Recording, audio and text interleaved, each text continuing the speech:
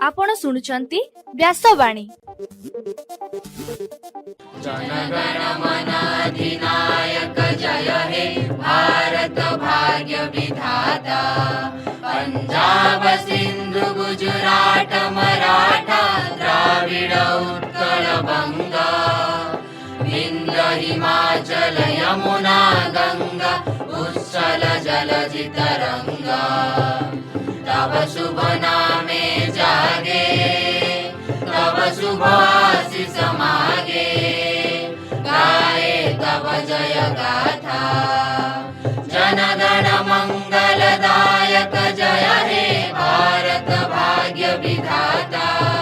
जय हे जय हे जय हे जय जय जय जय हे। या कुंदेन्दु तुषार हार धवला। या शुभ्र वस्त्रामृता। या वीणा वरदंड मंडित करा। या श्वेत पद्मासना। या ब्रह्माश्रुत शंकर प्रभृतिवी। देवै सदा वंदिता। सा मां पातु सरस्वती भगवती। निशेष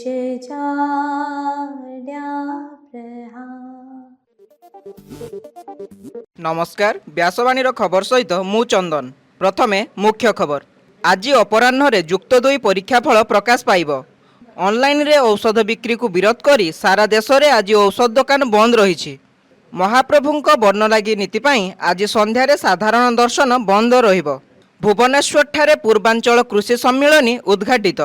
छत्तीसगढ़ बस्तर जिला को माओवादी मुक्त घोषणा कले केंद्र गृहमंत्री अमित शाह। ईरान उपरे पुनः आक्रमण को स्थगित रखिला अमेरिका। ब्रिक्स शिखर सम्मेलन में जोगदेवा लगी रूस राष्ट्रपति व्लादिमीर पुतिन आसंता सेप्टेम्बर में भारत आसिबे। आईपीएल खेल में लखनऊ सुपर जायंट्स को हराइला राजस्थान रॉयल्स। प्ले ऑफ खेलिबा आशा उज्जीवित एवं सारा राज्य में प्रबल गरम सांग को गुड़गुड़ी जारी। एबे संपूर्ण खबर। राज्य उच्च माध्यमिक शिक्षा परिषद द्वारा परिचालित जुक्त 2 परीक्षा फल आज अपराह्न 12:30 समय प्रकाश पाइब। एही समय रे विद्यालय और गणशिक्षा मंत्री नित्यानंद गंड भुवनेश्वर स्थित परिषद कार्यालय रे परीक्षा फल पुस्तिका उन्मोचन करिवे। अपराह्न 3टा समय रे वेबसाइट रे परीक्षा फल उपलब्ध हेबो। छात्र छात्री माने results.odisha.gov.in किंबा results.digilokar.gov.in रे परीक्षा फल देखि पारिबे बोली परिषद पक्षरु सूचना दिया जाइछि। ऑनलाइन रे औषध बिक्री को विरोध करी आज सारा देश में मेडिसिन दुकान गुड़िक बंद रही। आज 24 घंटा पाई सारा देश में औषध दुकान बंद रखा all India organisation of chemist and druggist पक्षरु डाकरा दिया जाइछि। ओडिशा रे मध्य प्राय सबु घरोई औषध दुकान बंद रहिबा देखिबाकू मिलुछि। ओडिशा रे मध्य प्राय सबु घरोई औषध दुकान बंद रहिबा देखिबाकू मिलिछि। तेबे जरूरीकालीन परिस्थिति को दृष्टि रखी सरकारी औषध दुकान खोला रही एवं रोगी माने सेठारु औषध किनि पारिबे बोली स्वास्थ्य विभाग पक्षरु सूचना दिया जाइछि। मेडिकल संघर अभियोग अनुसार ऑनलाइन संस्था गुड़िक कौनसी शारीरिक जांच न करी गोटे प्रेस्क्रिप्शन रे बारंबार औषध बिक्री करुछंती। एहा द्वारा नकली प्रेस्क्रिप्शन बढ़िबा सह साधारण औषध दुकानी जीविका विपन्न हेउथिबा अभियोग होइछि।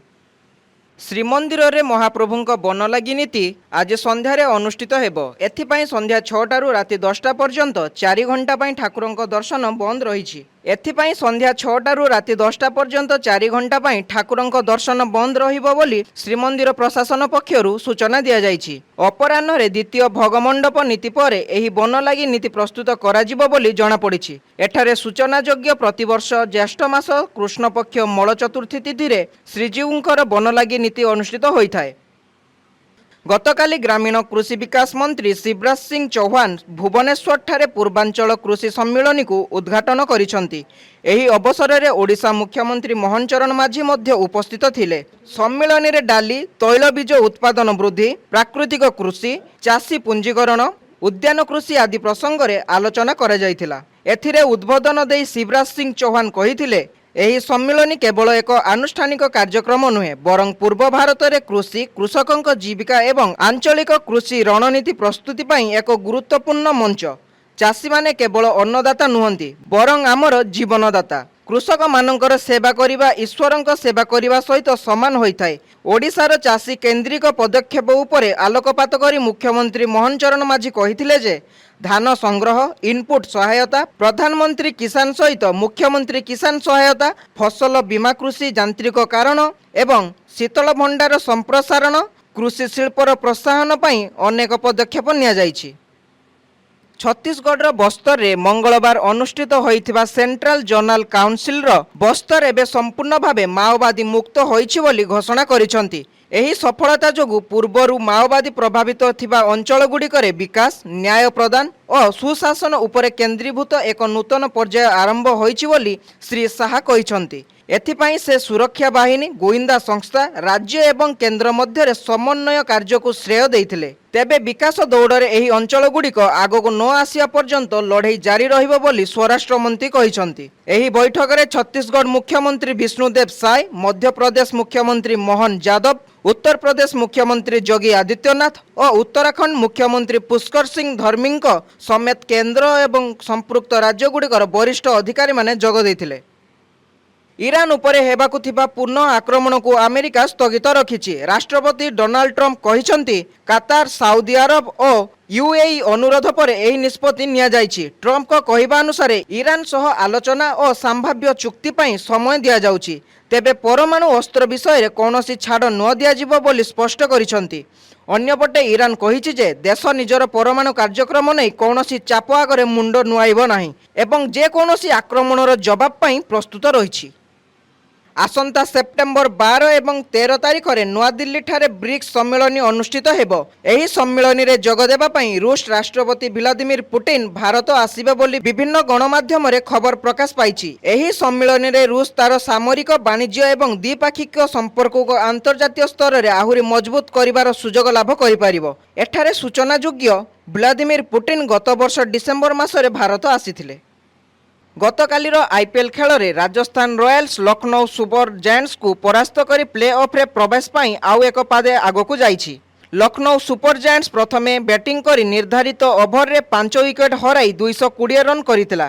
ଜବାବରେ ରାଜସ୍ଥାନ ରୟାଲ୍ସ 5ଟି ବଲ୍ ବାକି ଥାଇ ମ୍ୟାଚ୍କୁ ଜିତି ନେଇଥିଲା। ଭୈଭବ ସୂର୍ଯ୍ୟବଂଶୀ 38 ବଲ୍ର 93 ରନ୍ କରି ରାଜସ୍ଥାନ ରୟାଲ୍ସକୁ ବିଜୟୀ କରିବାରେ ମୁଖ୍ୟ ଭୂମିକା ଗ୍ରହଣ କରିଥିଲେ। ଏହାଦ୍ୱାରା ରାଜସ୍ଥାନ ରୟାଲ୍ସ ଚତୁର୍ଥ ଦଳ ଭାବେ ପ୍ଲେ ଅଫ୍ ଖେଳିବାକୁ ଆଶା ଉଜ୍ଜୀବିତ ରହିଛି। ଏଠାରେ ସୂଚନାଯୋଗ୍ୟ, ପୂର୍ବରୁ royal challengers Bengaluru, Sunrisers Hyderabad ଏବଂ ଗୁଜରାଟ ଟାଇଟାନ୍ସ ପ୍ଲେ ଅଫ୍ ଖେଳିବାକୁ ଯୋଗ୍ୟତା ହାସଲ କରିସାରିଛନ୍ତି।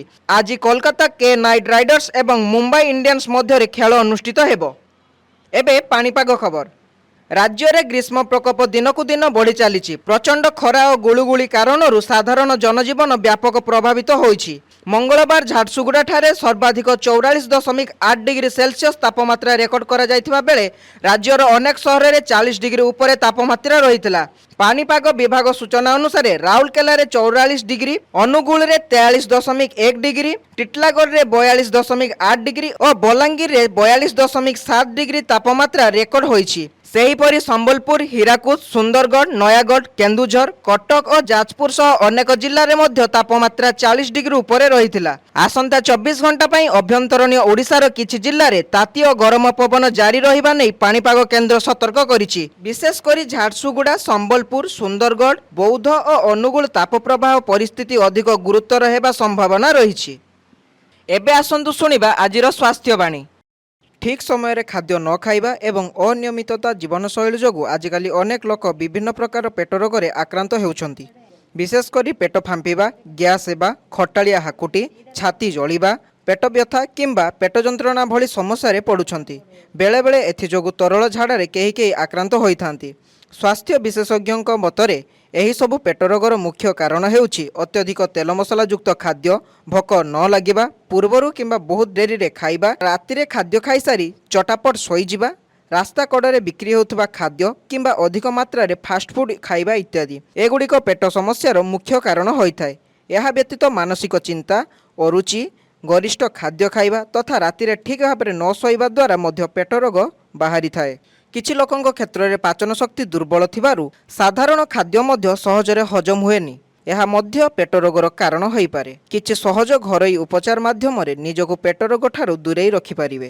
ଏଥିପାଇଁ ପ୍ରତିଦିନ ସକାଳେ ବିଛଣାରୁ ଉଠିବା ପରେ ହାଲୁକା ଉଷୁମ ପାଣି ପିଅନ୍ତୁ। ଏହାଦ୍ୱାରା ପାଚନ ଶକ୍ତି ବଢ଼େ ଏବଂ ପେଟ ସଫା ରହେ। ପ୍ରତିଦିନ ଦହି ଖାଆନ୍ତୁ। ଏହା ପେଟ ପାଇଁ ଭଲ ଏବଂ ଖାଦ୍ୟ ହଜମରେ ସାହାଯ୍ୟ କରେ। କଦଳୀ, ଅମୃତଭଣ୍ଡା ଭଳି ଫଳ ଖାଇବା ଦ୍ୱାରା ଖାଦ୍ୟ ହଜମ ଭଲ ହୁଏ। ସେହିପରି ଅଦା, ଗୁଡ଼ ମିଶ୍ରିତ ପାଣି ପିଇଲେ ପେଟ ହାଲୁକା ରହେ। ପ୍ରତିଦିନ ଅତି କମ୍ରେ 8 ଗ୍ଲାସ ପାଣି ପିଇବା ଅଭ୍ୟାସ କରନ୍ତୁ। ଏହାଦ୍ୱାରା ପେଟ ରୋଗ ସମସ୍ୟା କମେ। ତେବେ ଦୀର୍ଘ ଦିନ ଧରି ପେଟ ସମସ୍ୟା ରହିଥିଲେ ଡେରି ନ କରି ଡାକ୍ତରଙ୍କ ସହିତ ପରାମର୍ଶ କରନ୍ତୁ। ଆଜିର ଖବରକୁ ଏଇଠି ରଖୁଛୁ। ନମସ୍କାର।